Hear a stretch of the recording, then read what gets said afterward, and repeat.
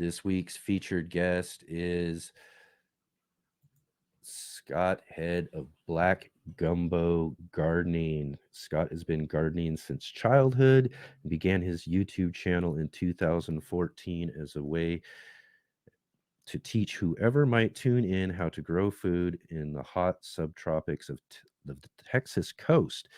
The Black Gumbo Southern Gardening Channel is a teaching channel aimed at both beginners and intermediate gardeners and showcases the good and the ugly in small backyard plot typical of suburban homes. Scott grows a wide variety of perennial and annual food crops and began the Single Seed Challenge, a very successful YouTube social experiment. Scott has been married for 30 plus years and has three children, all of whom learned a little gardening along the way. So let's welcome Scott to the show with us today. Hey, Scott, how are you Hey, how doing? you Welcome doing? to Let's Get Growing. Yeah, glad to be here. Glad to be here. Awesome, awesome. Really awesome to have you here with us for our show. And again, too, let's start with getting into your garden story and talk a little bit about what was, those first gardening experiences for you. My first gardening experience came when I was a kid. My dad gave me a 2 foot by 3 foot plot of hard clay on the side of our house and said you could grow stuff there if you want to. And so I immediately went and bought some lettuce seeds and some uh, carrots and just random stuff and tried to grow. And well, lo and behold, I actually was able to grow a head of lettuce in that hard clay, and it was just dumb beginner's luck. But that got me started. Um, and all my life, I was all my childhood and up through college, I was really interested in science, and I wanted to become a scientist. I wanted to be a biologist or marine biologist. So I studied a lot of science. I got to roam the fields and forests behind our house and just look at nature and appreciate plants. And that carried over into later life. College, though, killed my idea of being a science because I had an extinction level fail in organic chemistry that knocked me out of science altogether. And I fell back on what I was actually good at, which was creative stuff. But the love of science, love of nature, the love of plants was still there. Whenever I had my own place that had a place where I could garden, I set myself to gardening. I didn't know much about gardening, but all I knew is I got to do this. I have to grow things, and so I really appreciated the that genetic package of a seed and all the genetics stored up in that seed. I thought it was a miracle that you can put that seed in the ground, grow an entire plant, and get fruit from it. It blew my mind, and it still does to this day. I just when I put seeds in the ground, I'm still after all these years, I'm still apprehensive that is it going to work? Of course, it's going to work. That's the way they're designed, but it still amazes me, and that's kind of why I started the single seeds challenges. It's an amazing thing. But that's why I got into gardening. Is I just love nature. I love plants. I love to see things grow. I like the life cycle, and as a bonus, you get to eat the food. So the food part of it is a plus. But that wasn't Yeah. the reason for starting gardening. So yeah, I just love to watch plants grow. Yeah. I don't know if that Yeah. answers the question, but I think that's a good answer for sure. I mean, there's nothing like, again, that experience of being able to take something from a seed. And, again, like you're saying though, too, is how this small little thing, sometimes, I mean, sometimes seeds can be, just smaller than the tip of a pencil, you know what I mean, on some varieties. And, and then you get to some of the bigger, cooler looking seeds and, with those beans and stuff Mhm. that have all these really awesome seeds. But, you plant these out and then it just grows into this big, huge plant, depending on what you're actually growing. But, Mhm. just such a fascination for me as well too. I like that whole kind of science end of how all of that works and how that comes together, and learning about how soil. makeup and all of that, and how that Yeah, promotes these seeds to grow into these plants, and just all the different aspects of gardening are just so fascinating. Really, really yeah, species. absolutely. Yeah. Yeah, and then again too, like you said, you get all these great plants. I mean, we talked about that even earlier. You end up with all these fruits and vegetables and everything that you get is kind of the bonus reward to Yeah. this, to what is originally your fascination of just growing the plants. And Hmm. again, as I was mentioning to Rachel, I grow some plants just to grow them, Hmm. because they're just really fascinating. I'm really fascinated on that level too. Like I was talking about Yeah. eggplants. You know, even though I'm not into eating them very much, I make sure I find people who can get to enjoy them, as well too, so I can enjoy the growing process. I'll tell you something similar to that. I have a similar crop. Yeah.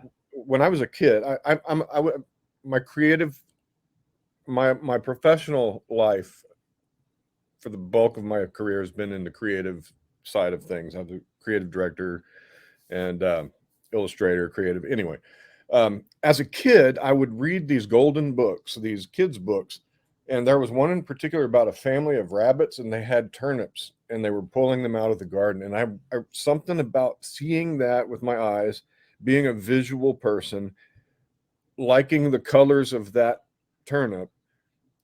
I determined at some point in my life I'm going to grow those turnips.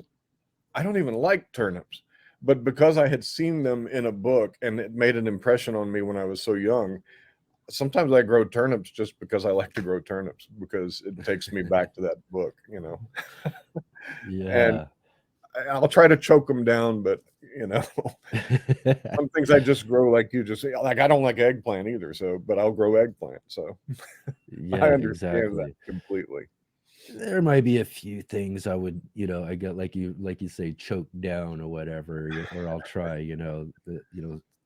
if someone made, I had someone actually I gave some eggplant to, who shared with me some of this eggplant parmesan that they made, which is kind of like a eggplant lasagna, Yeah, and that wasn't too bad. I actually thought that wasn't that bad and all of that. But again, I guess the further reward, even if you give those plants to other people and have them bring back something that you can enjoy out of it too. But again, just love to grow certain things just to grow them. That's for yeah. sure. What are some of those favorite plants that you actually like to grow for your garden? Things that Um, you're looking forward to doing each and every year.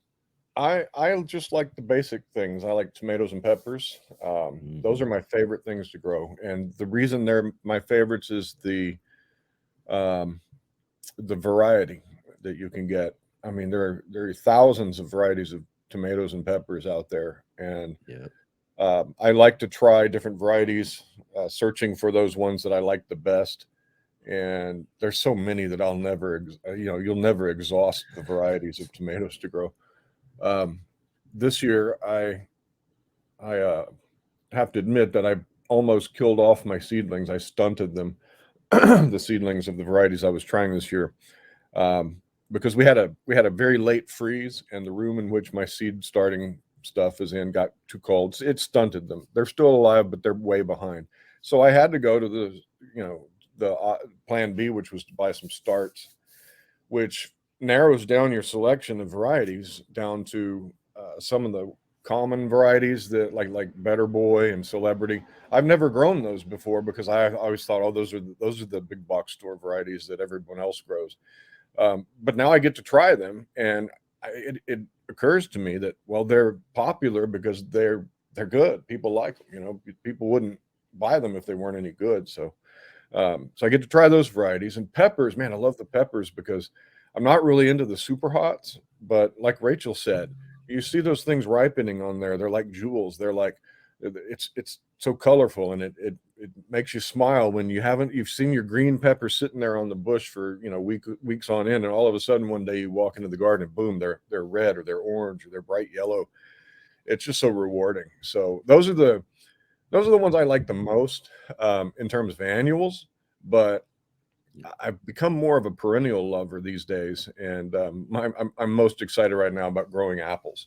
Uh, Never knew I could Okay. grow apples in the subtropics, but my son and I did some research and learned that there's about 400 varieties of apple trees that do well here in the subtropics, even in the tropics. Okay. And one of the varieties I'm growing was actually developed here in the Houston area.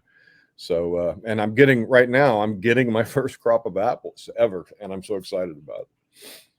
That's awesome. Yeah, actually, I'm looking forward to apples myself too. Again, I grow in small space. I don't really have the land to be planting trees in, which I wish I could do. Someday I'll have my own place, my own land, and that'll be the first thing I do is plant out a bunch of different fruit trees, especially apples, as being one of my favorites too. But we do grow them in some containers, Yeah. and I've got container peach tree, which I've had now. This will be its fourth season, and last season it finally gave me just like dozens of fruit.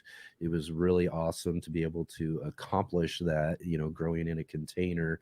And now for the last couple of seasons, we've been growing our apple varieties.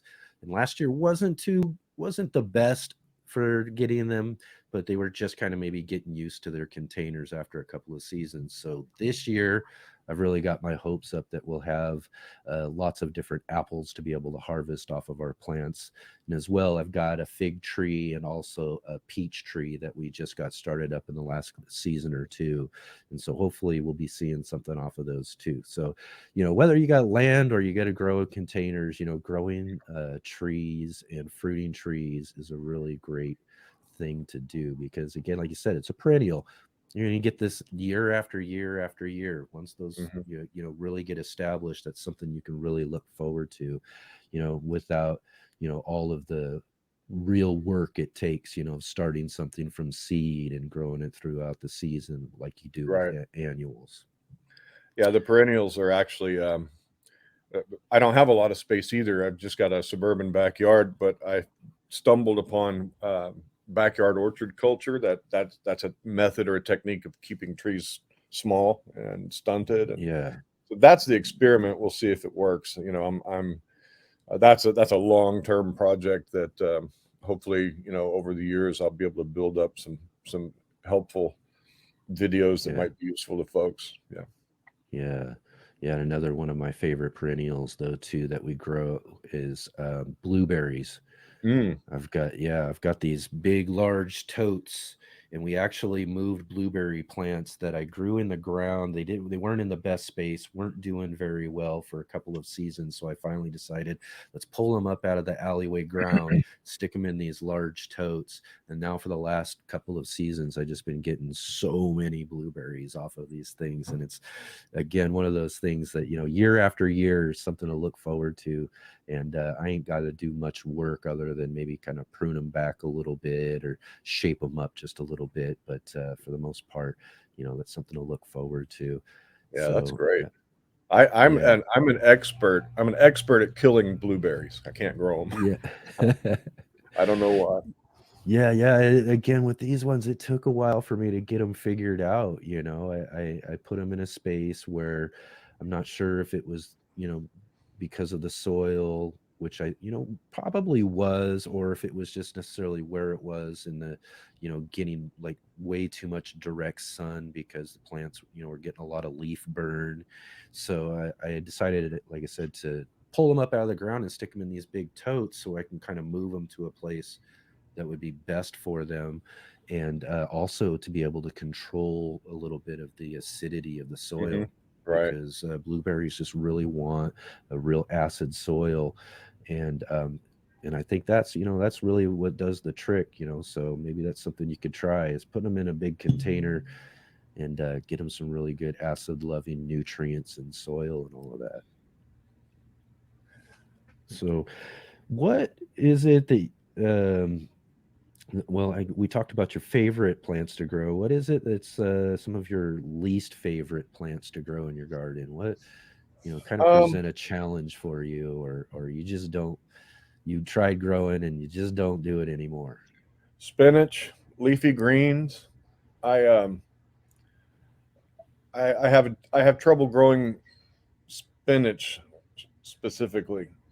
I don't know why, but every time I've tried spinach, um, it either doesn't grow well for me, it's the wrong season, wrong variety, or it just gets munched to the ground by pests. Um, I don't like to grow. Um, well, I should say I'll save that for if we talk about challenges. I don't like to grow leafy greens so much. The weather just doesn't cooperate here.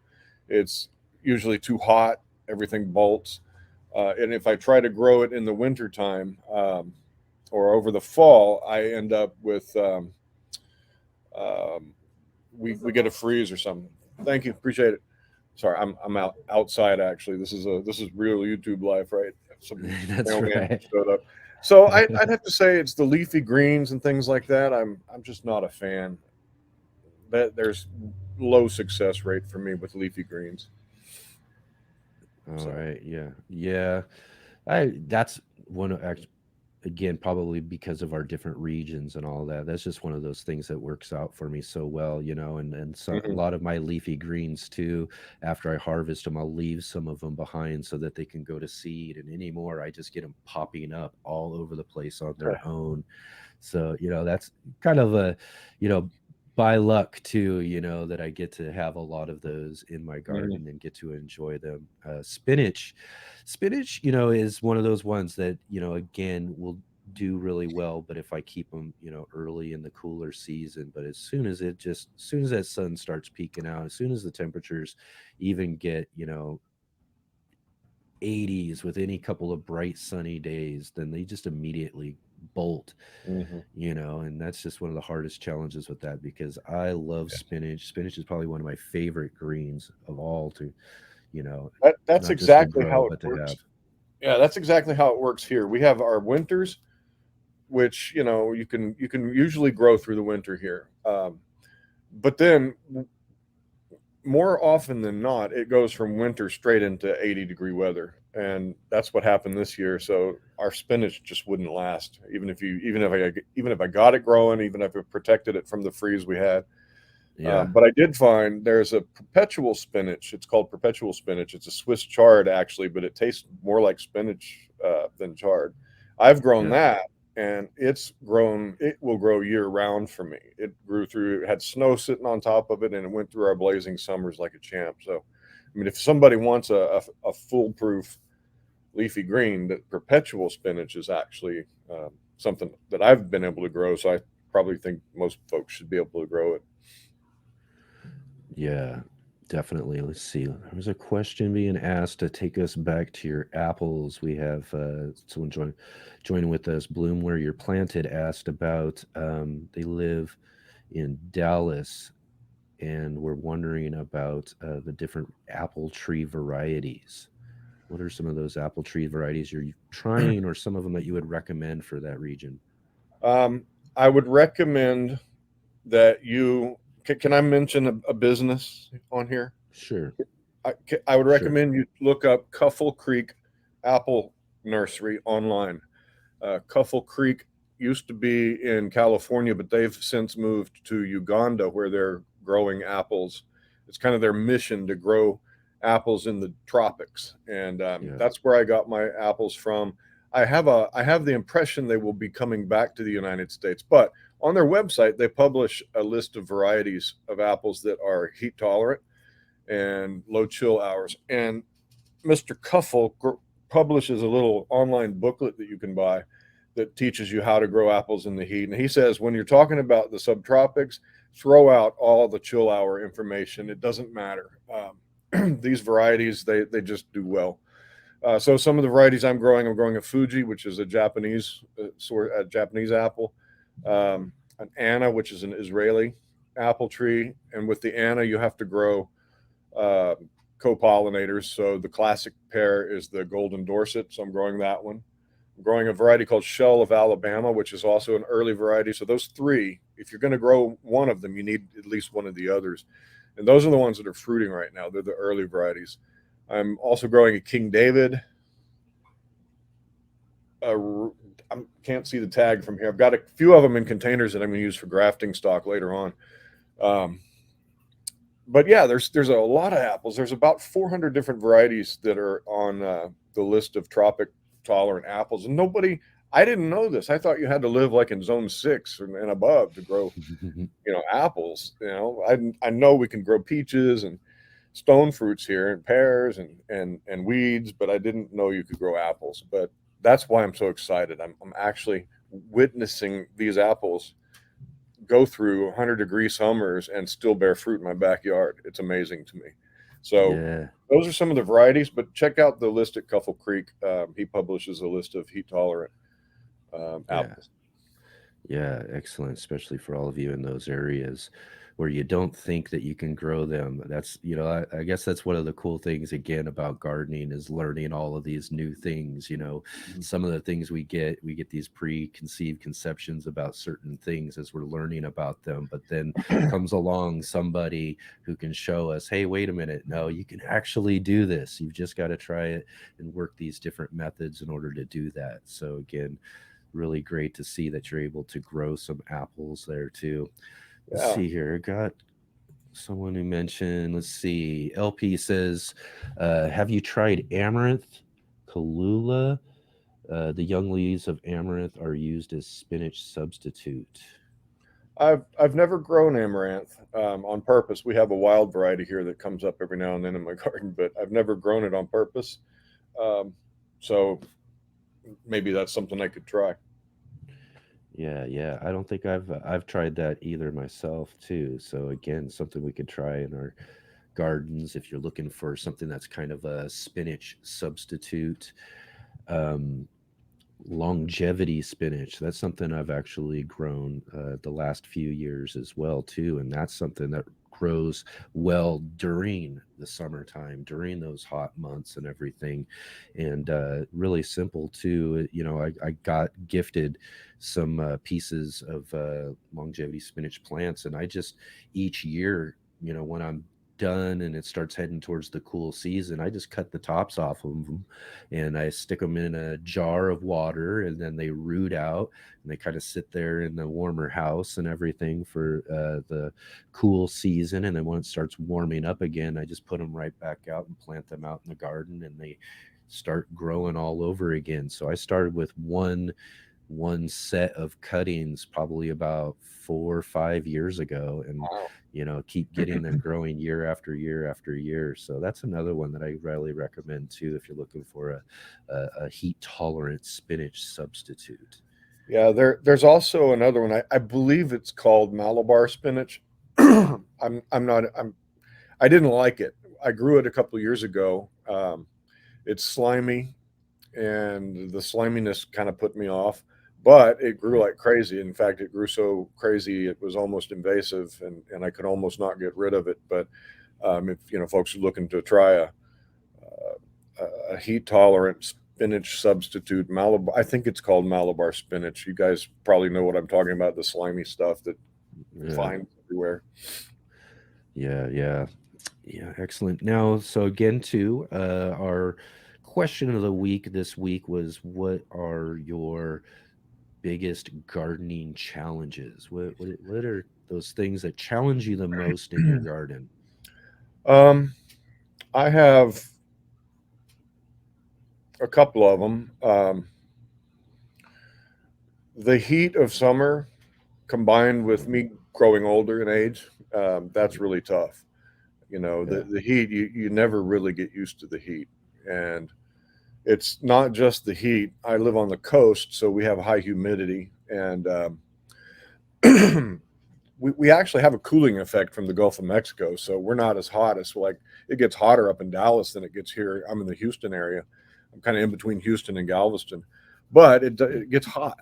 And that discourages me from my summer garden, and oftentimes is a challenge to get out there and do the weeding that needs to be done and the watering and the upkeep, um, because I treat summer as its own season here. I have a spring garden, and then I have an overlapping summer garden where I plant heat tolerant crops like okra and cowpeas and eggplant, even though I don't like eggplant. Yeah. You still got to plant stuff. The peppers go through the summer well, but it's hard to get out there. So that's my biggest Yeah. challenge in terms of just the overall garden. Um, I have a challenge called the squash vine borer. I can't grow squash because there's too many vine borers here. I want to grow Oh, squash. I want to grow big pumpkin, vines, but they kill me every time, no matter what I do. So that's a big yeah, challenge. But here's another thing that I think Gardner Scott, who is on in the chat today, he talked about this, and we talked about this together not long ago. I think the weather is moving to where perhaps there's a new norm in terms of the weather oh, patterns absolutely, in my absolutely. area with the colder freezes in the wintertime.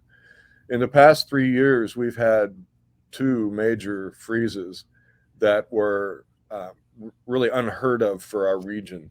Yeah, Down into the teens is unheard of around here, but it'll drop there for an hour or so. But I mean, here the last couple of years, it's been hovering there and staying there for days at a time.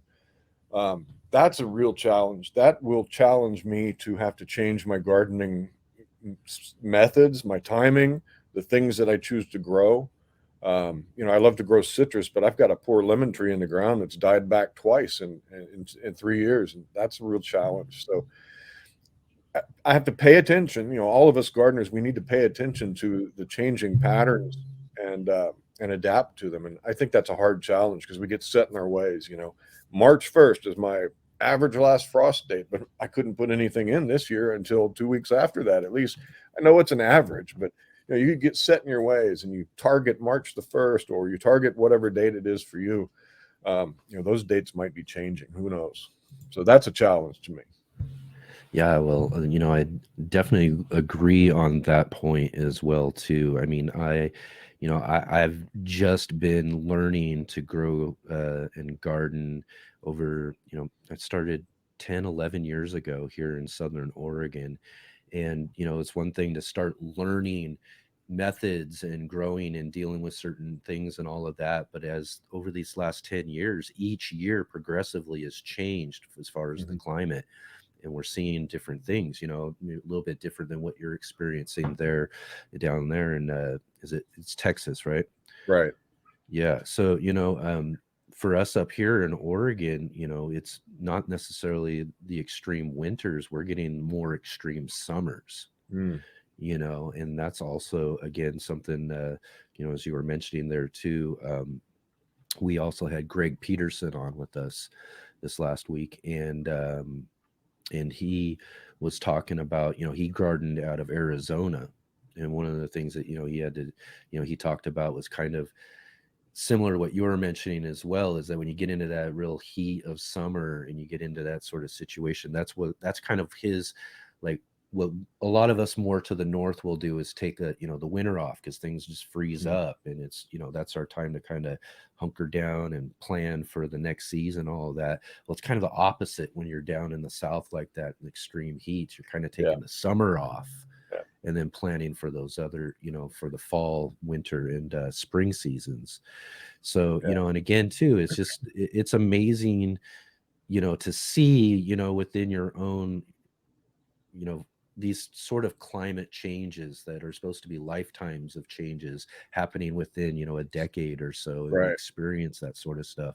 And then again, like you said, presenting that challenge of, well, we're learning something, as we're going along, but then we have to change those things we learn because, we have to adapt to this different type of climate situation that's happening. Yeah. And it's not a catastrophe or anything. I mean, the climate Yeah. throughout the history of the earth, climate's fluctuated. I mean, you still got to grow your food, right? You just have to learn how to Yep. adapt and It's adapting. Yeah. overcome. Yeah, exactly. So let's see here. So let's move on to, you have a really great channel, a channel I've been following for quite a while now. I really enjoy, again, I enjoy watching channels no matter where they're from. Mhm. I just like to see the experiences of different gardeners in different areas. You've Yeah. had a really great channel for a while. I think you're actually probably, I think, you're just a little bit away from hitting 200,000 subscribers on your channel. How about that? That's pretty Yeah, awesome. I never imagined, and stats show, the analytics looks like that's going to happen in this spring. So that'll be a real joyful milestone. I'm very grateful that people think I have content that's worthy of their time. So Yeah. Yeah, that's really awesome. Yeah, that'll be a great accomplishment for your channel. Really looking forward to that for you. So, what inspired you? You know, I mean, you're out there gardening and learning about all these things. You're enjoying the fascination of growing things, but then comes the mind or the thought, hey, let me put this on YouTube. What yeah. inspired you to do that? Well, I mean, I have to admit that I love to teach. Um, I've just always had this compulsion to teach. And back in the dinosaur days when blogs were all the rage, I had a blog about everything that I was ever into. I have a lot of hobbies. My wife said hobbies are my hobbies. So every single thing I did, I had a blog about it and was pretty successful with some of them. I had a ancient coin collecting blog, a gun blog, a gardening blog, a cooking blog. I mean, every kind of thing I ever did. I felt compelled to share it. I got into video professionally, and it occurred to me, well, I can make my own videos and put them on YouTube, and so I kind of transitioned away from blogging about the garden, and I guess it was 2014 or so. I made my first YouTube videos, and they were terrible, but I put them up. My family liked them, and people. I gathered up a few viewers here and there, and I didn't really plan on, oh, I'm going to be a successful YouTuber. I'm going to start making money on YouTube. I'm going to get 200,000 subscribers. No, I just felt like I needed to share what I was doing with whoever wanted to watch. And it just kind of morphed from there. After, oh gosh, it was a couple of years, YouTube sent me a letter. Google sent me a letter and said, hey, you can monetize now. You've met the criteria. And I'm, didn't even think of that. I wasn't even planning to go that way. But things in life had changed in my private life, my professional life. Um, Things had changed, and I was no longer um, a creative professional. I did some freelance work, but I'm like, yeah, I kind of need the money. I became a pastor, is what happened, and which is teaching. I became a pastor, and well, you don't make a lot of money as a pastor unless you're one of those fake TV pastors. So I thought, well, okay, I'll monetize, and so that's kind of what happened. I monetize, and now I see my YouTube channel as a very happy, not so much of an accident, but a blessing. It's actually helpful, and I'm motivated to not take the summer off when it's hot outside. I'm motivated now to press on, even when it's added motivation, because now I know that there's people that want to watch. Now I know there's people that, I shouldn't say they depend on the videos, but they tell me that their garden is doing well because of something they saw in my video, and that makes Yeah. that's the reward right there. That kind of keeps me accountable to the audience that feels like they should invest time watching my videos. So that's how I started YouTube. It was almost accidental, but it was just out of a compulsion to teach. Yeah. Yeah, mine, little, similar but a little bit different. I don't necessarily, and I've always kind of had a hard time with the idea of being a teacher because of me being such learning from such basics, and I started my channel back in 2017. I just wanted to kind of just show people again, like what I say, my garden adventure, just kind of Mhm. show people as I'm learning, what I'm learning, that sort of thing. I've gotten a little more comfortable with the idea of being able to teach people things as I've learned more and more about what I'm doing. But again, it's kind of similar in the senses that, things kind of worked into, this just starting out as something that I could do just to, for one, kind of journal and have something I can look back on, Mhm. and be able to check out. And you mentioned those early videos. It's hard to look back on some of those for sure.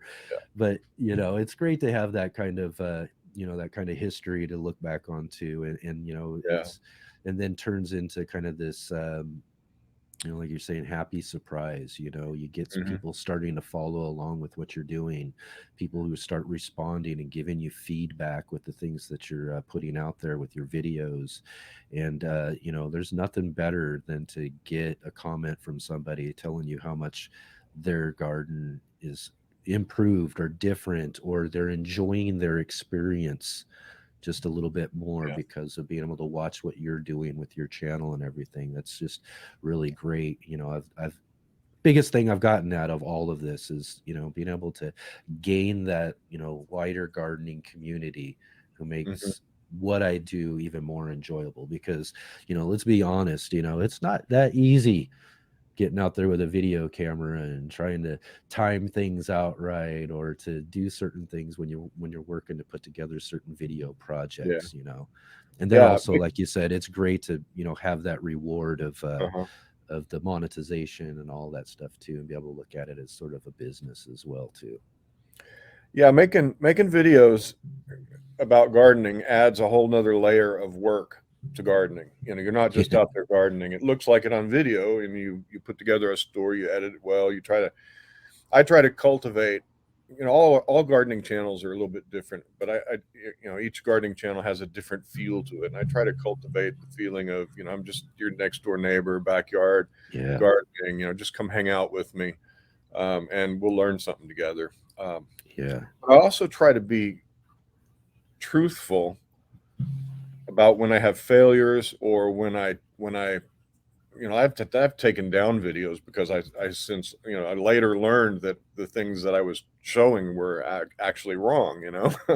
um, and, uh, and I try to learn as I go, like kind of like what you said. I'm not really a gardening expert.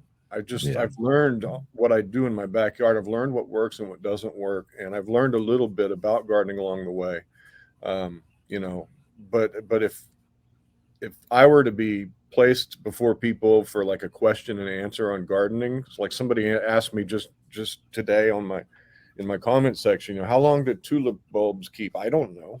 I've never grown tulip bulbs. I have no clue.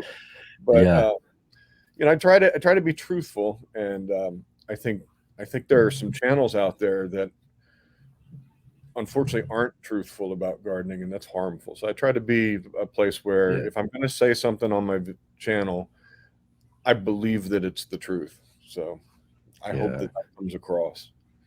Yeah, absolutely agree. This is, that's just the same thing for me. I didn't want to be one of those people because as I was early on years ago, just starting my garden and gardening experience, YouTube was something I was relying on. And then you start finding information that isn't very reliable, Yeah. and when I started my channel, I didn't want to come on to be this, again, like you're saying, gardening expert or that sort of thing. Yeah, I wanted to share my gardening experience and kind of have one of those channels where, again, we do learn things along the way. We do have things to be able to teach when it comes to the different aspects of our own certain garden experience. Hmm. And that's something I like to share as well too. I've become a little bit more comfortable with, but there are garden experts, in my opinion, that are out on YouTube that I would just, if you were to ask me, I would recommend, if you've got these questions, about these different things, as you mentioned there too, I would point people in those directions, Yeah. like Gardner Scott. You Oh yeah. mentioned him just a little bit earlier. This guy is who I call the quintessential YouTube gardener. He's literally one of the best people you can get some gardening advice from. He Hmm. does a weekly Monday morning, question and answers live stream, which is, if you've got questions about gardening and you want to know what's up and get some really great advice, that's where I recommend people to Yeah. go. And then come along with me and my channel, to, see my experience, what I do, learn a little bit about what I do with my small spaces, and then also too, which really, again, thinking about what I wanted to do when I was coming to live streams. I started live streaming a few years ago, but I didn't see myself similar to like Gardner Scott. I'd have Hmm. people come on and ask me questions, and I'm like, well, I don't know this advice, that you're Right. asking about. I'll send you this direction. So I learned that that wasn't where I was going to be going or what I needed to be doing when it came to live streaming. So that's kind of how this whole show kind of started. Was that's That's what I want awesome. to do. I want to meet people. I want to meet all these great, awesome people who are in the gardening community. I want to be able to have a platform where we can all kind of share our experiences, talk about our enjoyment for gardening and all of that too. So, do you? That's I was just gonna say that's one of the beauties of YouTube, and Yeah, I mean back before YouTube, before I mean I was gardening before the internet existed, and you had to work hard just to find information. You know, you had to go to the library, check out books, and read, and not yeah, see physical demonstrations. You know, it was tough. So, the gardening community and YouTube in general, yeah, it's a great. You can learn anything, and there are those experts out there that I like to point people to that I know they're an expert yeah, because they've proven it. You know, yeah, I like Gardner exactly. Scott too. Yeah, yeah, definitely one of my favorites. I really enjoyed to be able to have him on one of our first shows, of the year for us, and it was really great. In fact, he's in our chat box right now Mhm. for anybody who might have a gardening question that we can't answer here. Definitely check out Gardner Scott for sure. So again, you've been doing your channel now for several years and all of that. Do you have any kind of favorite videos or collaborations or anything you've done? Uh, I saw Rachel's response when you asked her that. I don't know. It's a tough one, isn't it? I do actually. There's one called "Don't Be Afraid of Change," and it was an emotional, personal video because we took down my children's trees that they used to swing in and had tree fort. Um, I had I had to change the backyard. I needed to expand my garden. I wanted to do the apple trees. I wanted to do a small orchard. But I had these gigantic, useless Bradford pear trees that we called the jungly place. And my children, for the past 20 years, have been playing over there and playing in it. Their forts in there. Well, we took them down. We finally Yeah. did that, and I enjoyed that video a lot because um, it wasn't really so much a gardening video as a motivation video kind of thing. Don't be afraid to change. So that was one of my favorites that I made. I like the cooking videos, though they don't perform very well for my channel. But I'd like to cook what we grow. Yeah. Oh yeah, yeah. Those are the you talk about those are the videos I don't necessarily feel comfortable. I'm not a person who's good in the kitchen. So when it comes down to it, you probably won't ever see any cooking videos on the Urban Gardener channel. But it's good to have all of you who do enjoy that to be able to share some of that stuff because it is kind of one of those, important things, when you're Hmm. growing food is, how do you prepare that food? How do you, Right. save that food and do that sort of stuff, which is also, I think, another thing that Rachel does really well on Hmm. her channel is preservation and that sort of thing as well too. So you know but And well, she also she has she's got the room now to grow like food, enough food that you can put food by. You can say you can yeah. can it. You can make sauce. That's been my problem. Is I have my garden's so small, and I plant a Hmm. lot of smaller groups of diverse crops for the sake of my YouTube channel, so I can Yeah. demonstrate more things. That it's kind of more. I call it a teaching garden so much rather than a produce production garden. So Yeah. I don't get a ton of food to store away. Although one day I'd maybe like to have a little more land, but I love to cook it. And sometimes when I'm watching actual YouTube cooking videos, I'm like, oh, don't use that. It's you bought that at the store. It's covered in pesticides. Here I have a cabbage. Take mine. But yeah, I love Yeah. cooking videos. I just don't. They don't perform well because you need to stay in your lane on YouTube Right. if you want to be Yeah. successful. So. Yeah, switching it up a little is a little different for people. So leave it to those who are the chefs, right? And that's what they're doing and what their shows are all about and everything. So let's see here. I got a question for you here from Jordan Marie Organics. My question for you today during the interview is: what is the most important piece of gardening advice you would give to the gardening community based on all of your experiences? Yeah, I saw that.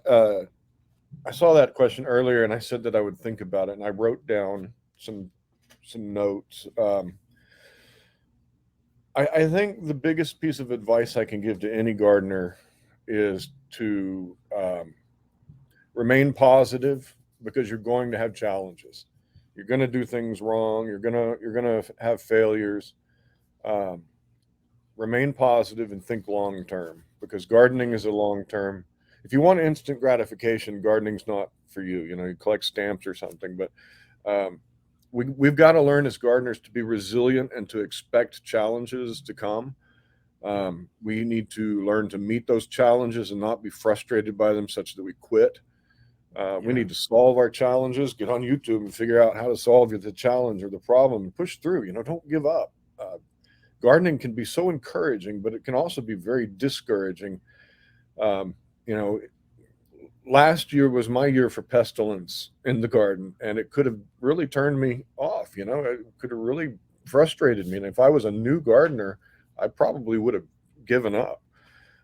So that's the biggest piece of advice I can give. It's not even really gardening advice. It's just persevere and push through and keep a positive attitude because, you know, we're dealing with nature here. And the plants that we grow in our vegetable gardens are so bred and so specialized that all the wild's basically been bred out of them, and they need your care. They need your they need you to stay positive so that they'll grow, so that you can tend them. Because everything in the world wants to eat them. You know, every bug, everything wants to kill your plants, and it's going to happen from time to time. So that's my biggest advice: is, you know, expect that to happen and be ready for it to happen and be ready to push on. So that's Yeah. it. Yeah, really great advice, and that's something I share with a lot of people too, whether I'm on these different, chat groups or different things when it comes to gardening is, a lot of people talk about how, they just get too frustrated or they're not doing certain things. And I'm like, well, just pull back a little bit, understand that, especially for your first few gardens, it's not a lot, everything you're looking to grow is going to work out, and I've used this analogy before. I'm a big baseball fan, so Mhm. whether or it doesn't matter what sport you're into, that sort of thing is that you might not have the best season, but you know what, there's always another season. Yeah. And just keep yourself looking forward, to learning through these different things, as we've talked about today. Being our question of the week was, what are your gardening challenges? Well, there's so many challenges when it comes to growing a garden. Yes. Pests, weeds, nutrients, just all sorts of different things, your weather, your climate, all these things. And sometimes that's going to present enough of a challenge to really, you know kill off or not, not be successful, whatever it is you're trying. But Mhm. don't give up. Learn Right. through those things, find and grow, your passion for growing things through your learning these sort of things, for sure. Yeah. Well, that's awesome, Scott. And really great advice for all the gardeners out there too. And really great to have you with us here on our Let's Get Growing show. And thanks for joining with us today. Yeah. Very glad that I could. Very glad to be here. So it's always nice to link up with other YouTube gardeners. Yes, absolutely. That's what I think I'm loving the most about doing this show right now is, getting a chance to, have these conversations, talk about, gardening and growing and, YouTube, or, if that's what, Hmm. what you're It's doing a and all it's, of that, or the, it's a fantastic idea what you're doing, and I also like the fact that you're highlighting some of the smaller gardener channels, because just because the channel is small doesn't mean that the gardener on that channel is not very good at what they do. They may have just started, you know, but they may have yeah, 30 years of gardening experience behind them. They may, you know, I follow, like you said earlier, I follow channels that aren't even anywhere near my growing area. I follow a prairie plant girl up in Saskatchewan, Canada, just because I like to watch her show. I follow yeah. these smaller channels like one up in Massachusetts. I like up there just because I like to watch them grow, and it's nice to see what you're doing to kind of bring a lot of these gardener channels to light. It's really good. Well, thank you. I appreciate that too. You know, that again was really our big ultimate goal with starting this whole show and doing this with our live streams was to, bring that connection, bring the gardening community together to be able to, not just learn from each other, as we talk about advice and all of that, but it's just to really get to meet each other, Right. through some really fun gardening conversation. And that's exactly what we got today here, Scott. Thank you so much again for joining with us and giving us a great garden conversation this week. Appreciate it. Awesome. Thank you very much. All right. Take care. You got it. We'll see you.